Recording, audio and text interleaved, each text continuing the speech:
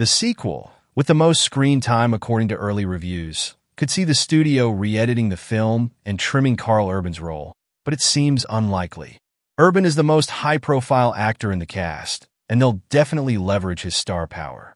Johnny is exactly the kind of character the sequel needs to energize the tournament storyline.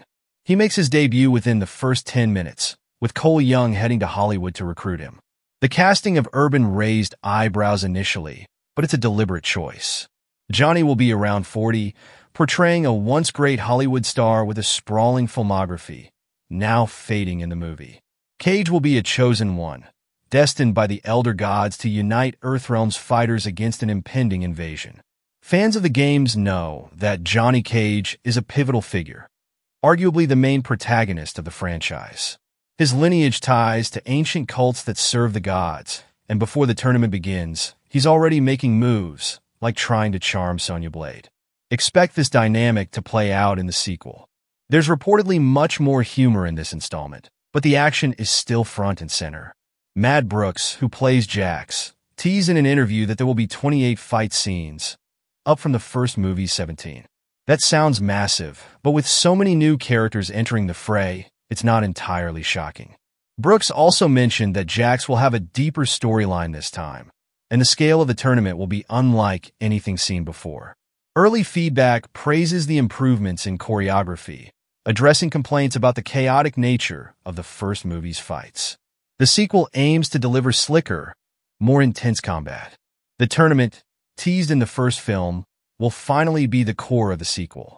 Unlike the games, which featured two tournaments, one on Shang Tsung's island and the other in Outworld, the producers are skipping straight to the Outworld event.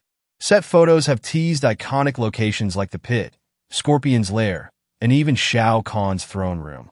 This arena will be the setting for the climactic third act, where major twists are expected. Rumors suggest Liu Kang might die at the hands of Shao Kahn, with the surviving characters escaping through a mysterious portal, scattering them across various realms. The movie will end on a brutal cliffhanger, clearly setting up a third installment. But considering the first film barely broke even, this is a risky move. If the sequel flops, it'll leave the trilogy hanging awkwardly.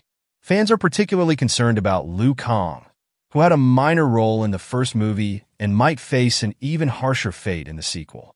Given his pivotal role in the game, sidelining him seems like a bizarre choice. New characters will join the roster, including Adeline Rudolph's portrayal of Kidna.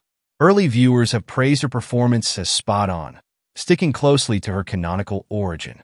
Her story will involve the conquest of Edenia by Shao Kahn, with Kidna positioned as a Mortal Kombat version of Gamora. Flashbacks will explore her childhood, showing a young Kidna, played by Sophia Shu, raised by Shao Kahn, who kept the truth about her real parents hidden. Once she uncovers her origins, Kidna's loyalty shifts, and she becomes driven by vengeance.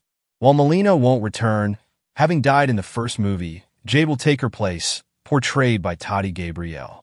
Jade will be a morally complex character, reminiscent of Nebula in Guardians of the Galaxy. When Kidna learns that Shao Kahn killed her father, King Jared, and that she is the Princess of Edenia, her fury will drive the story forward. Producer Todd Garner admitted that the lack of varied locations was a major drawback in the first movie, and the sequel aims to fix that.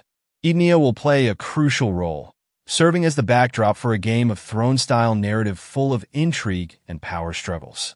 After conquering Edenia, Shao Kahn sets his sights on Earthrealm, guided by a Darwinian belief that the strong should dominate the weak. Despite his ruthless nature, he genuinely cares for Kidna as a daughter, though her allegiance to Raiden infuriates him, again drawing parallels to Thanos. Shao Kahn's army will include Damon Herman's Quan Chi, though his role remains a mystery. In the games, Quan is tied to pivotal events, often lurking in the background of major conflicts. He's expected to resurrect Joe Taslim Sub-Zero as Noob Saibot. However, Noob's screen time will be minimal, and his suit will simply be a black recolor of the current design. Quan Chi's motives and backstory could add depth to the sequel, but fans shouldn't expect too much. He's one of Mortal Kombat's most enigmatic figures, tied to Shinnok, the fallen god hinted at in the first movie. The amulet briefly shown in Raiden's temple could play a larger role in future movies. The amulet is one of the most powerful artifacts in the MK universe, capable of resurrecting the dead, and could become a key MacGuffin. The sequel promises spectacle and fan service but risks spreading itself too thin with so many iconic fighters. Scorpion's backstory alone deserves its own spin-off to properly explore his motivations. While Warner is already teasing a trilogy, the green light for the third film hinges entirely on Mortal Kombat 2's reception.